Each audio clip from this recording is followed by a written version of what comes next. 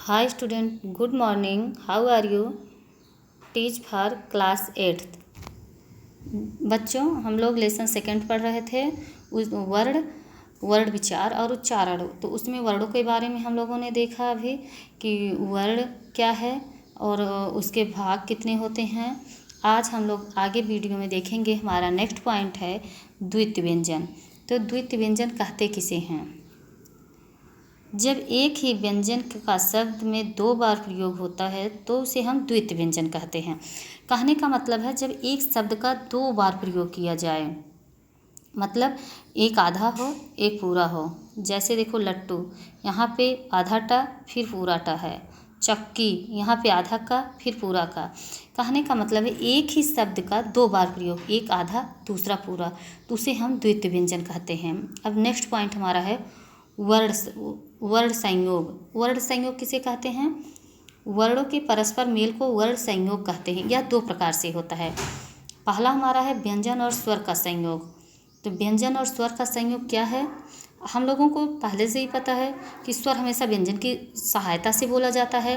अब देखो, जब व्यंजनों का किसी स्वर से संयोग होता है तो व्यंजन के नीचे का हलंत हट जाता है और स्वर की ध्वनि के साथ प्रयोग में लाने के योग हो जाता है। अब देखिए, जैसे इसमें दिया है त प्लस आ, त के नीचे हलंत लगा है बराबर त। अब देखो यहाँ पे तन हो गया। अब फिर देखो त प्लस आ बराबर ता, जैसे ताल। तो यहाँ ये है स्वर के साथ व्यंजन का प्रयोग। फिर हमारा आता है दूसरा पॉइंट, व्यंजन के साथ व्यंजन का संयोग। अब देखो, व्यंजन के साथ व्यंजन का संयोग से मतलब है कि व्यंजन के साथ व्यंजन का संयोग ये नियम के हिसाब से होता है। देखो, इसके निम्नलिखित नियम हैं। पहला है व्यंजन के अंत में खड़ी रेखा। खड़ी पाई का क्या मतलब होता है? इन पाई वाले व्यंजनों को जब अन्य व्यंजनों के साथ मिलाया जाता है तो एक वर्ण से पाई हटा दी जाती है। जैसे ध प्लस या, ध के नीचे देखो बच्चों, यहाँ पे हलंत लगा है। जब इस बार अब देखो, जब हलंत लग गया तो इसे हम आधा पढ़ेंगे। देखो जैसे ये ध्यान, न प्लस न के नीचे हलंत है और दूसरा न पूरा है, अन्न। तो ये व्यंजन के साथ व्यंजन का प्रयोग होगा। दूसरा देखो नियम, बिना पाई वाले व्यंजन। अब जैसे छ, ठ, ठ, ड, ढ, ह और द, ये सारे व्यंजन जब किसी अन्य व्यंजनों से मिलते हैं तब इनमें हलंत लग जाता है और जिन वर्णों के साथ इनका संयोग होता है वह वर्ण पूरा लिखा जाता है। जैसे द प्लस भ। अब देखो, द में हलंत लगा है दब, मतलब अद्भुत, अद्भुत। अब जैसे देखो ह प्लस न, ह में हलंत है तो चिन्ह। अब फिर हम देखते हैं रा वर्ण के अन्य वर्णों के साथ संयोग। अब रा वर्ण का अन्य वर्णों के साथ संयोग देखो किस प्रकार से कैसे होता है। पहला देखो, रा वर्ण का उ या उ के साथ संयोग होने पर मात्रा व्यंजन के आगे लगती है। जैसे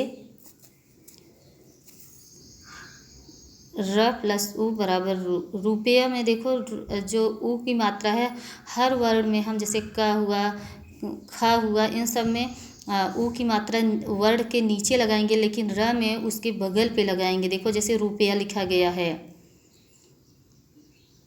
इसका अन्य वर्णों के साथ कैसे संयोग होता है, इसमें देखो र को उसके पीछे लगाए हैं, उ र के पीछे उ को लगा दिए हैं। यहाँ देखो रुकना में भी वही है। फिर हम देखते हैं जब र स्वर रहित हो उसे रेफ भी कहते हैं। रेफ की मात्रा आप लोगों को पता है, पढ़ाया भी गया है। तब यह अपने से आगे आने वाले वर्ण के ऊपर लगाया जाता है। अब देखो जैसे र प्लस द बराबर दर्द। अब देखो ये द के ऊपर लगा है, इसी को रेफ की मात्रा कहते हैं हम। यह र जो है पहले पढ़ा जाएगा, जिस शब्द के ऊपर लगेगा उससे पहले ये पढ़ा जाएगा। बच्चों अब हम लोग आते हैं नेक्स्ट पेज पे। हमारे नेक्स्ट पेज में र का श के साथ संयोग होने पर यह स्र बन जाता है। जैसे देखो कैसे, श प्लस र बराबर स्र, श्रीमान। अब देखो फिर है, र का स के साथ संयोग होने पर यह स्र कैसे हो जाता है। जैसे श प्लस र बराबर स्र, स्रोत। नेक्स्ट पॉइंट हमारा आता है वर्ण विच्छेद। तो स्टूडेंट, वर्ण विच्छेद देखो होता क्या है। जैसे वर्ण संयोग होता है कि वर्णों के परस्पर मेल को वर्ण संयोग कहते हैं, तो वैसे ही वर्ण विच्छेद है। विच्छेद का मतलब होता है अलग होना। किसी शब्दों के वर्णों को पृथक पृथक करना ही वर्ण विच्छेद कहलाता है।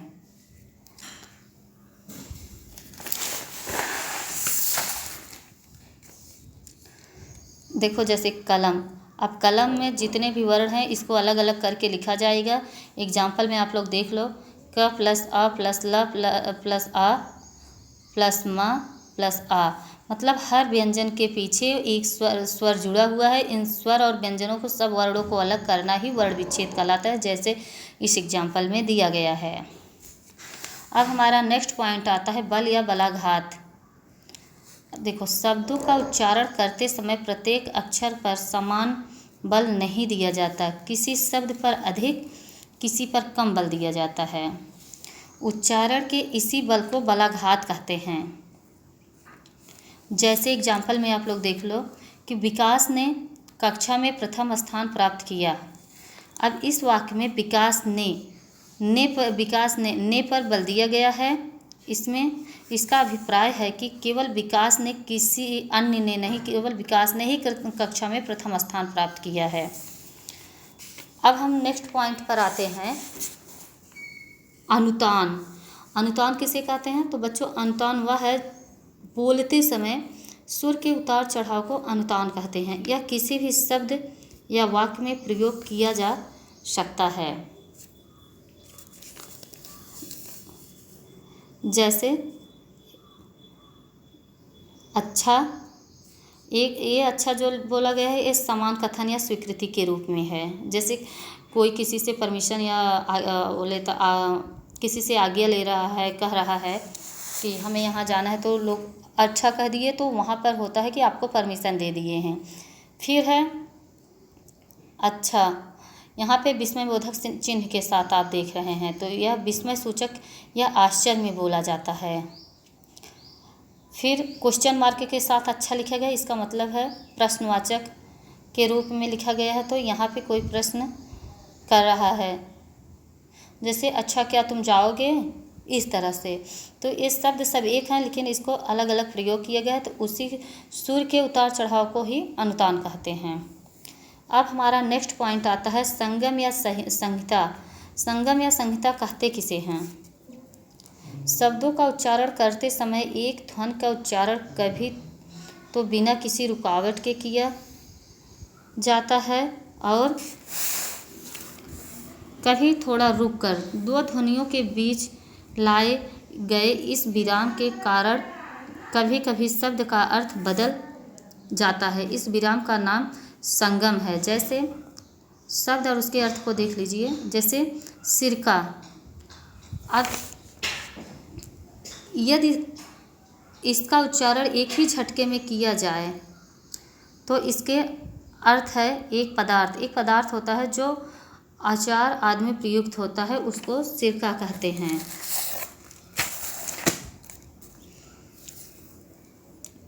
फिर उसी चीज़ को अगर हम थोड़ा विराम दे के बोलें या लिखें कि सिरका, तो यदि इसका उच्चारण विराम देकर किया जाए तो इसका अर्थ हुआ सिरका। जैसे मेरे सिर का दर्द तो बहुत ही बढ़ता जा रहा है, तो इसका मतलब यह हुआ। इसी को संगम या संहिता कहते हैं। तो बच्चों, इस प्रकार से हमारा लेसन सेकंड यहाँ पे रीडिंग कंप्लीट होती है। आइए कुछ इम्पॉर्टेंट पॉइंट हैं जो हम देख लें, एक निगाह में समझ लें। मूल ध्वनि की सबसे छोटी इकाई जिसके टुकड़े न किए जा सके वह वर्ण कहलाता है। किसी भी भाषा के वर्णों के समूह को वर्णमाला कहते हैं। हिंदी वर्णमाला में कुल कितने वर्ण होते हैं? तो 53 वर्ण होते हैं। जिन वर्णों का स्वतंत्र रूप से उच्चारण किया जाता है वह स्वर कहलाते हैं, तथा जिन वर्णों का उच्चारण स्वरों की सहायता से किया जाता है वह व्यंजन कहलाते हैं। नेक्स्ट पॉइंट है, जो वर्ण अन्य भाषाओं जैसे अंग्रेजी, अरबी, फारसी से आकर हिंदी में मिल गए उन्हें आगत वर्ण कहते हैं। नेक्स्ट पॉइंट है, जो वर्ण न तो स्वरों के मेल से और न ही व्यंजनों के मेल से बनते हैं उन्हें अयोगवाह कहते हैं। नेक्स्ट पॉइंट, जो व्यंजनों के मेल से बने वर्णों को संयुक्त व्यंजन कहते हैं। मतलब दो व्यंजनों के मेल से बने वर्णों को संयुक्त व्यंजन कहते हैं। किसी भी शब्द के वर्णों को पृथक पृथक करना वर्ण विच्छेद कहलाता है। नेक्स्ट पॉइंट है, शब्दों का उच्चारण करते समय वाक्य में किसी शब्द विशेष पर अधिक बल देने को बल या बलाघात कहते हैं। शब्दों के सुर का उतार चढ़ाव अनुतान कहलाता है। नेक्स्ट पॉइंट और लास्ट है, वाक्य में किसी शब्द पर कहाँ और कितना विराम देना है, इस विराम का देना ही संगम या संहिता कहलाता है। बच्चों, आज के लिए इतना ही। इस प्रकार से आपका लेसन सेकंड की रीडिंग कंप्लीट होती है। इसको एक्सप्लेन भी कर दिया गया है। एक्सप्लेन में आप लोगों को समझा दिया गया है। अब आप लोग इसको रीड और लर्न कर लेना। अब कल की वीडियो में हम लोग आगे एक्सरसाइज के साथ मिलेंगे। Thank you.